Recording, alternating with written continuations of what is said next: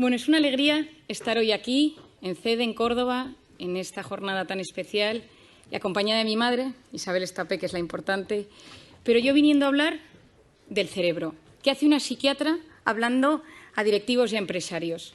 A mí me gusta, soy hija y nieta de psiquiatra, investigar el comportamiento humano. Voy observando lo que va sucediendo en el mundo emocional, en el cambio en la población, e investigo qué subyace, qué va pasando, buscando las bases humanistas, biológicas, neurocientíficas del ser humano.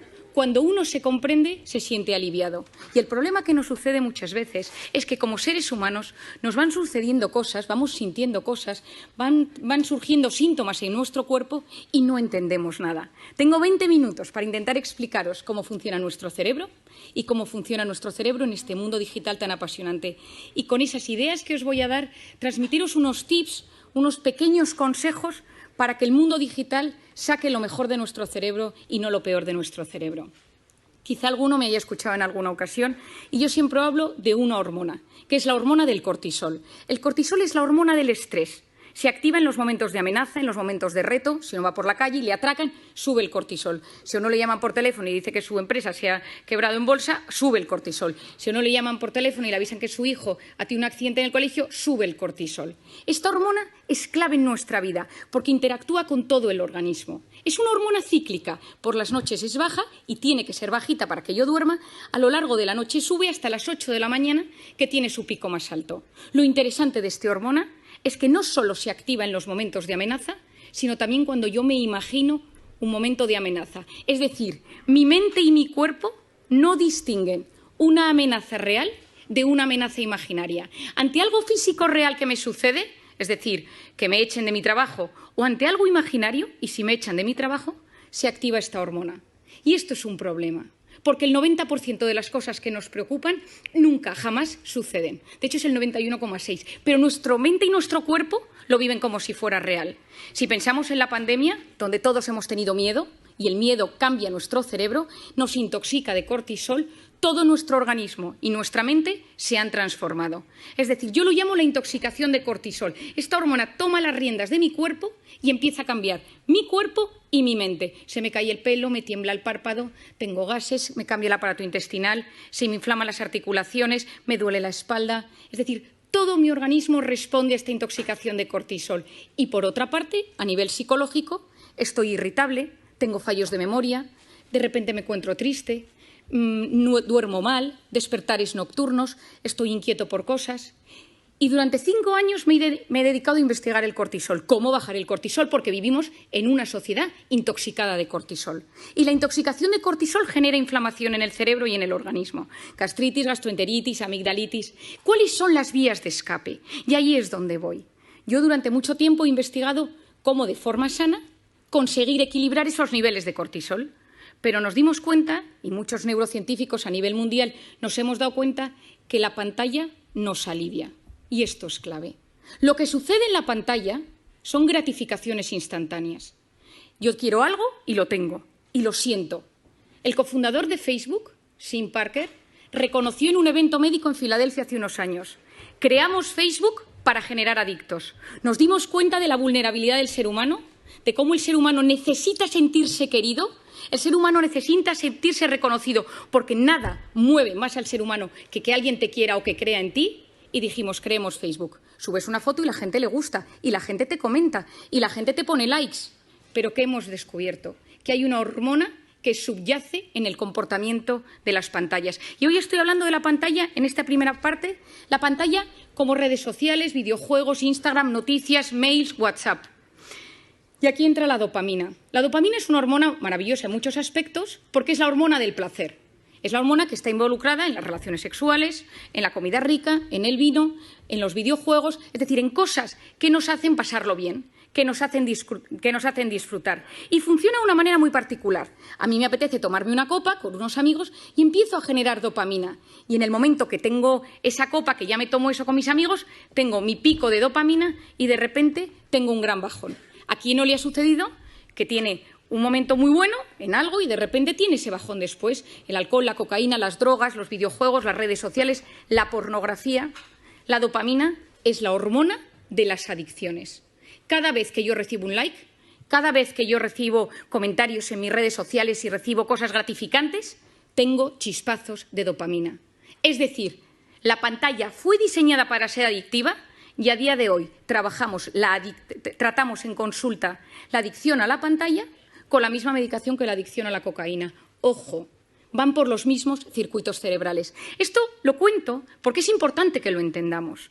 Es decir, nuestro cerebro no es inmune a tener pantalla todo el rato. Es cierto que nos ha salvado en un momento de pandemia. Es cierto que ayuda a acercar a nivel empresarial, educativo, en muchísimos aspectos. Pero necesitamos conocer cómo funciona y cómo activa nuestro cerebro para ser capaces de enfrentarnos de la mejor manera posible a ello. ¿Qué ha hecho la pantalla? Que nos hemos convertido en drogodependientes emocionales, adictos a experiencias vibrantes, porque siempre llega algo en la pantalla. Yo activo la pantalla, yo actualizo la pantalla. Si uno de vosotros se levanta una mañana y no hay nada en el WhatsApp, uno reinicia el teléfono. Porque que nadie te haya escrito nada en el teléfono significa que algo ha sucedido. Y lo siguiente que sucede es que te metes en Internet a ver si es que se ha caído WhatsApp a nivel mundial. ¿Por qué? Porque nosotros nos hemos acostumbrado a recibir emociones y sensaciones constantes. Las empresas se dieron cuenta de esto. Facebook, Google, todas las empresas de Silicon Valley, Palo Alto, todo el mundo vio que esto era importantísimo. ¿Y qué sucede hoy en día? Que hemos transformado la economía mundial en la economía de la atención. Lo que importa a las empresas es conseguir mantener la atención del usuario el mayor tiempo posible en una pantalla. Es decir, nos han captado nuestra atención y es mucho más fácil secuestrar nuestros instintos que dominarlos. Es decir, como es algo tan impulsivo, me siento querido, me contestan, estoy metido en un grupo, me hacen caso, escribo, me meto, busco, compro, tengo hambre, pido un globo, quiero un sushi, me apetece, quiero quedar con alguien, me descargo Tinder. Es decir, gratificación instantánea, lo quiero todo y lo quiero ya. Y si nos damos cuenta, las dos únicas cosas que realmente nos hacen felices en esta vida, las dos únicas cosas que realmente llenan el corazón del ser humano, son el amor de pareja, el amor a los padres, el amor a los hijos y el trabajo bien hecho. Y ni el amor ni el trabajo son a base de gratificación instantánea. Son todo lo contrario. Pospongo recompensa, paciencia, esperar a no recibir todo el rato lo que busco y lo que quiero. Tiempo, tiempo, tiempo. Y hoy en día no sabemos esperar. Y hay otra zona del cerebro que es fundamental que os explique. Y se denomina la corteza prefrontal. La corteza prefrontal es esta zona delantera de nuestro cerebro y es la zona que se encarga de la atención, de la concentración, de la resolución de problemas y del control de impulsos. Nada, es la que se encarga de que seamos seres superiores. La que yo de repente voy caminando en un restaurante y tengo apetito y veo que mientras voy por el pasillo que un señor está comiendo y no le quito la comida del plato. La que hace que yo de repente me apetezca comprarme algo y no me lo compro. Que de repente veo a una persona que me gusta por la calle, estoy casado y digo, no me conviene porque estoy comprometido con otra persona. Esto es la corteza prefrontal. Es el centro neurálgico de la voluntad. Pospongo las cosas o las retiro de mi camino porque no me convienen. Cuando un bebé nace, la corteza prefrontal es profundamente inmadura y el desarrollo del cerebro funciona de atrás para adelante y a medida que uno se va haciendo mayor, va madurando hasta que la corteza prefrontal madura en torno a los 15, 18, 21, 25 y hay gente que no madura casi nunca. En las mujeres madura antes, en los hombres madura después. La corteza prefrontal se activa en un bebé de tres maneras. Es decir, ¿cómo activas la atención de un bebé? Con tres cosas: luz, sonido y movimiento. Si alguno tiene un bebé o ha tenido un hijo, se da cuenta, de repente el hijo está en su hamaquita, pasa el padre, pasa la madre y gira la cabeza. Presta atención. De repente se enciende una lucecita, presta atención, escucha una música y activa su atención. ¿Qué queremos nosotros con la corteza prefrontal de nuestros hijos? Que a medida que se van haciendo mayor, presten atención a objetos inmóviles, a un profesor, que estén sentados en la salita de espera, que vean una puesta de sol y les guste, que puedan ir a un museo, que puedan leer un libro. Es decir, que no solo se active su corteza prefrontal con la luz, con el sonido y con el movimiento, sino que también sean capaces de prestar atención a una conferencia. ¿Qué pasa si yo le doy a mi hijo una tablet, un iPad, lo que sea, con 6 meses, con 1 año, con 2 años, con 3 años? Y yo se la pongo. ¿Qué es la tablet? Luz, sonido y movimiento. Y el cerebro del ser humano funciona con un mecanismo que se denomina use it or lose it. O lo usas o lo pierdes. ¿Quién de nosotros tiene mejor hipocampo, centro de la memoria, desde que usa Wikipedia? Nadie. Todos se nos ha atrofiado el hipocampo. ¿Quién de nosotros se orienta mejor desde que usa Google Maps para todo? Nadie. Porque nuestro cerebro, cuanto más utilizas herramientas externas, más se atrofian las herramientas internas. Si yo utilizo la corteza prefrontal siempre para estimularme desde fuera, luz, sonido y movimiento, ¿qué es lo que está sucediendo? Que la corteza prefrontal de los jóvenes no está madurando de forma correcta. ¿Y esto qué consecuencias tiene? Seguro que habéis oído hablar del famoso TDAH, trastorno por déficit de atención e hiperactividad. Falta de atención, falta de control de impulsos, corteza prefrontal. 10% de los niños del primer mundo medicados por TDAH. Medicaciones que no son inocuas. Hay veces que son necesarias. ¿Es solo la culpa de la pantalla? No es solo. Pero la pantalla no está ayudando. ¿Por qué? Porque si yo quiero ayudar a que se desarrolle bien mi corteza prefrontal, necesito posponer el uso de la pantalla en los niños. Si nosotros, que somos adultos, que nos educaron sin pantalla en nuestra corteza prefrontal, ya nos damos cuenta que constantemente esto nos alivia, esto nos ayuda, no podemos vivir sin el teléfono, nos damos cuenta que nos lo hemos olvidado y hay un sudor frío por la espalda, que somos conscientes de que lo necesitamos, lo llevamos colgados y a veces incluso algunos pegados en la mano como si fuera un reloj. Imaginemos en niños que tienen su corteza prefrontal en plena fase de maduración. Y necesitamos niños con criterio, necesitamos chicos que sean capaces de saber discernir el bien del mal, de buscar la información. Estamos enamorados de la superficialidad porque no somos capaces de profundizar. El otro día le compré a mi hijo mayor un libro de los 5, que yo supongo que aquí todo el mundo lo ha leído, y me quedé horrorizada. El libro ha cambiado, ya no hay textos descriptivos, solo son una especie de dibujos con textos de aventuras. Y le pregunté, escribía a la editorial y me dijeron, es que nos hemos adaptado a los nuevos tiempos y a la capacidad de lectura que tienen los niños hoy en día. Me quedé preocupadísima. Es decir, no somos ni siquiera capaces de leer. Antes leíamos una novela, la leíamos 2 horas y al día siguiente la retomábamos y nos acordábamos de los personajes. Ahora, durante el tiempo que estamos leyendo, nuestra cabeza está conectada a la pantalla y esto es dopamina y corteza prefrontal. Necesitamos potenciar la corteza prefrontal del ser humano del siglo XXI. ¿Significa que tengo que coger mi teléfono y tirarlo a la basura? Por supuesto que no. Significa que soy yo quien domino el dispositivo y no el dispositivo el que me domina a mí. Es decir, cada vez que yo cojo el teléfono, que se enciende la pantalla, algo está pasando en mi cerebro. ¿Y cuándo cogemos el teléfono? Fuera del plano profesional. ¿Cuándo utilizamos el teléfono? En 2 momentos. Cuando uno está aburrido o cuando uno está estresado. Uno está escuchando una charla, está escuchándome hoy, está de repente, ¿quién no le ha pasado en estas múltiples entrevistas o sesiones por Zoom eternas? Y que uno se da cuenta que no es capaz de seguir el hilo de la conversación y su cerebro le pide el teléfono. ¿Por qué? Porque me estoy aburriendo, me estoy poniendo nervioso porque no me entero bien. Es decir, nuestro cerebro, ante el aburrimiento o ante el estrés, nos pide pantalla. Si esto lo hacemos también con los niños y con los jóvenes, ¿qué sucede?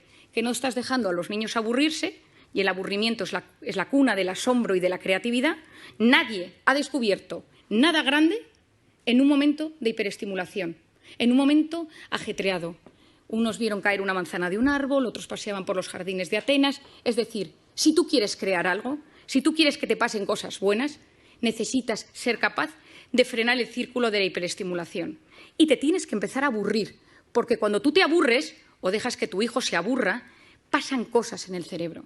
Si tú no sabes gestionar el estrés y cada vez que te enfadas con tu marido, con tu mujer, y fijémonos, coges el teléfono, tu hijo te pone de los nervios, coges el teléfono, has tenido un problema con tu jefe, coges el teléfono, porque te alivia, porque fue diseñado para aliviar y conocemos los mecanismos que subyacen al tema, pero entonces ya no sé gestionar la ansiedad. Y ojo, quien no sabe gestionar sus emociones en el siglo XXI lo pasa muy mal. Y si me vuelvo al campo de los niños y si me vuelvo al campo de los jóvenes, el que no sabe gestionar estos problemas acaba con problemas de tolerancia a la frustración. Yo siempre digo que darle a un niño un teléfono es como ponerle un minibar en su cuarto. Es decirle, oye, que cada vez que te encuentres mal puedes tomarte un chupito. Porque el cerebro se siente aliviado ante esa carga de estrés. Tenemos que conocer cómo funciona la pantalla, tenemos que conocer cómo funciona el cerebro para entender que es algo bueno, que las pantallas traen cosas muy positivas, pero que tengo que ser yo quien domine el dispositivo y él no a mí. Hay un documental que se llama The Social Dilemma, hecho por Netflix, que os recomiendo. Está Tristan Harris detrás de ello, que es lo que denominan en Estados Unidos, le llaman the closest thing Silicon Valley has to conscience, lo más cercano que tiene Silicon Valley a la conciencia, porque él ha abierto la posibilidad de que haya comités de ética en las grandes empresas tecnológicas para hablar de estos asuntos, porque es la primera vez en la historia que los hijos son menos inteligentes que sus padres. Y me refiero a inteligencia, capacidad de buscar, capacidad de discernir, encontrar dentro de toda la información y saber encontrar lo importante. Estamos en la era del exceso de información y de la falta de formación. Y encima estamos generando una sociedad que no sabe buscar lo correcto, porque ante el estímulo tu cerebro no te permite frenar, no te permite el silencio. Por lo tanto, tenemos mucho. Estamos hiperestimulados, nos llegan demasiadas cosas y hay un fracaso en la gestión de la abundancia de lo que nos llega. No sabemos gestionarlo. ¿Qué creo que es lo importante? ¿Qué ideas os daría? La primera de todas, que yo la he recomendado en todas partes, en mis conferencias, en mis libros, a todo el mundo, quitar las notificaciones de la pantalla. Porque las pantallas, cada vez que nos llega algo, que puede ser un grupo del colegio de mi hijo, puede ser un grupo de amigos del tenis de los sábados, es decir, son cosas que hacen pequeñas activaciones de la corteza prefrontal que a la larga me la debilitan. Y que recordemos esto, necesitamos una sociedad con una buena corteza prefrontal. Potenciar esa corteza prefrontal posponiendo la recompensa. Me apetece meterme ahora a ver si me ha escrito alguien por WhatsApp. No lo hago. Me apetece pedirme esta comida ahora. No lo hago. Me voy a meter en Amazon y me voy a comprar esto para que me llegue mañana. No lo hago. Yo pospongo la recompensa. Mi padre, que es un gran sabio de la voluntad, siempre ha dicho, una persona con voluntad llega más lejos que una persona inteligente. Por otro lado, esculpir nuestra atención. ¿A qué quiero prestar atención? Las cosas buenas de la vida suceden en la vida real, porque la vida virtual va a base de gratificaciones instantáneas. Volvamos a conectar con la vida real. En plena pandemia, sí, en plena pandemia tengamos que conectar. Durante tiempo nos han dicho, no saludes, no sonrías, no te acerques, no abraces. Y ahora yo lo que digo es, tomemos tiempo para preguntarle a la gente cómo está de cara. Sonriamos a las personas. Volvamos a generar esa conexión humana que es absolutamente clave. Y no quiero terminar sin hablaros de una cosa que para mí, a pesar de que sé que es un ámbito que os va a sorprender, es fundamental. Os he contado que yo llevo varios años investigando el cortisol y siempre investigo las hormonas y la dopamina, la del placer, la serotonina, la felicidad, la oxitocina, la hormona del parto y de la lactancia. Y hace 2 años me sucedió una anécdota. Acababa de nacer mi tercer hijo, yo tengo 4 niños, y acababa de nacer mi tercer hijo y yo estaba en plena lactancia y estaba de baja maternal. Y me llamaron del hospital y me dijeron que estaban presentando un nuevo fármaco en Madrid y me acerqué con mi coche, yo tengo un Golf muy viejo que tiene muchos años, que está medio rayado, al centro de Madrid.